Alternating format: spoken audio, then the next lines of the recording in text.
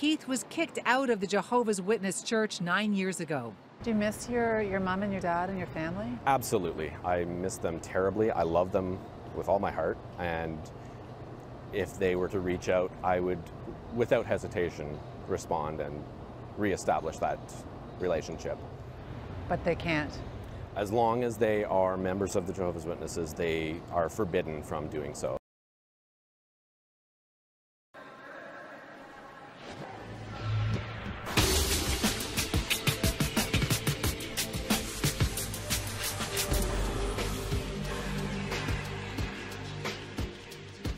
Tonight, a rare and revealing look inside a religion that might well have come knocking on your front door. Over the next hour, we'll take you inside the Jehovah's Witnesses from 3 people who have left. I'm not free. I have to hide today. It's just torture. It's just torture. Do you think you'll ever be free from this? I don't know. I'm trying. We'll call her Alice. Her face is hidden, her voice altered. She's what's known as faded. She no longer believes, but hasn't officially left the religion. Keith was disfellowed or kicked out 9 years ago. The comparison between Jehovah's Witnesses and the way they operate and the North Korean regime it's very similar, whereby you are directed, you are controlled. Derek quit, or as it's described in the religion, disassociated 4 years ago. There's a lot more to the story than they want to admit, and people need to know it. 3 ex-witnesses describe the rules and beliefs of a religion that claims to have a worldwide membership of more than 8 million people. The overall tenet is that they are the one specific chosen religion, and after a designated period of time, Jehovah will destroy all of wicked mankind, and then only faithful witnesses will be allowed to either live through that tribulation or to be resurrected from the dead into that new world. The Spirit of God is stronger than any imperfection that you have. I was pretty much raised from birth in the religion. My brain's been wired that way to think that it's coming. Like when I was younger, I didn't even think I'd make it past high school or into my 20s and even into my 30s. That wasn't even a thought. No birthdays, no holidays, just the constant fear that if you don't do what's right, you're going to die, and Armageddon can come any day, and the family you love that aren't witnesses, they're going to die, and you just have this constant sadness. I had acquaintances at school, but could never have friends and have them over. You have to maintain a very strict dress code. Blood transfusions are banned. So too is military service, saluting a flag or singing a national anthem. Active members are required to do this: spread the word of the Jehovah's Witness in public places and file monthly field reports. That's why they don't encourage college education and full-time jobs, so that you can go distribute their material. Did you do that as well? I hated it. I always hoped that nobody would answer. I hated pushing people. It was something you had to do. All around the world, people come together every week at places of worship called kingdom halls. JWs gather at kingdom halls. Have you ever wondered what happens inside a kingdom hall of Jehovah's Witnesses? And these ex-members say they were taught from childhood to snitch on their friends who broke the rules. Stuff like smoking, drinking, or associating with people who are considered worldly or not part of the organization. With the powerful help of the angels, we can save ones out of that evil world empire. Judicial committees decide the punishment, anything from a public rebuke to being kicked out of the religion. And yet Alice says those same committees have a rule that puts children at risk. The 2-witness rule cannot be changed. So if a child gets abused and there isn't a witness, then that means that they leave it in God's hands. For them, it's a sin. It's not a crime.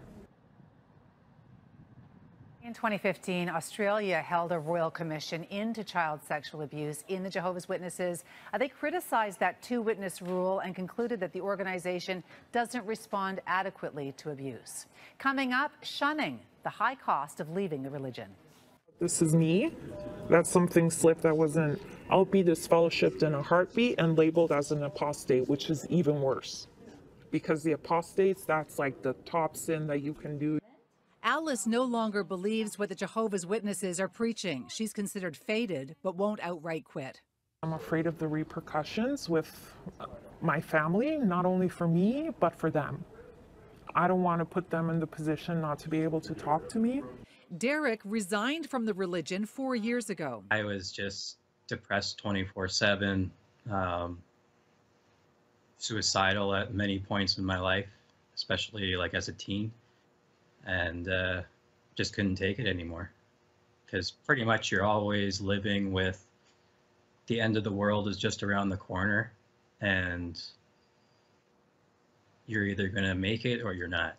The consequences of disassociating or quitting the church have been swift. When you decide that you want to leave, or if you get kicked out, everybody has to shun you.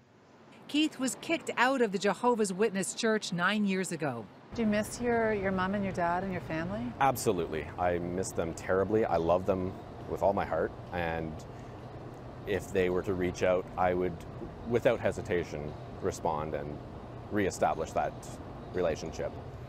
But they can't. As long as they are members of the Jehovah's Witnesses, they are forbidden from doing so. When your mom and your dad pass on, will you be able to go to the funeral? You are allowed to attend, but you are not allowed to interact with anyone there. 32-year-old Derek just got engaged. When you get married, will you invite your mom and your sister?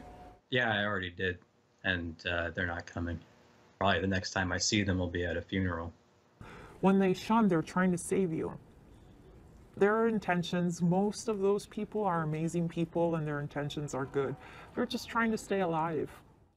Alice, Kevin, and Derek have all found solace and support here at a Reddit forum for ex-JWs and those thinking about leaving.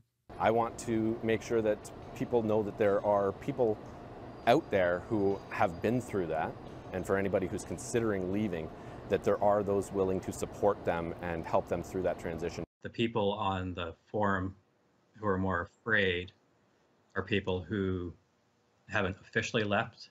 Alice was at first scared to even click on the site. I didn't dare look.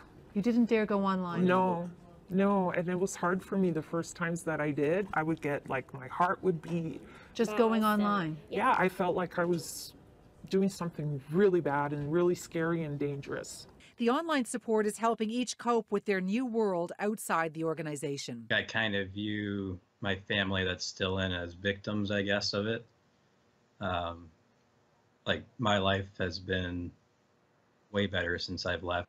Yet even now, the years of fearing a looming Armageddon are hard to shake. I have nightmares. I have nightmares where I'm at night and there's this gigantic wave covering all of us and we're all about to die and it's Armageddon. I still have them now.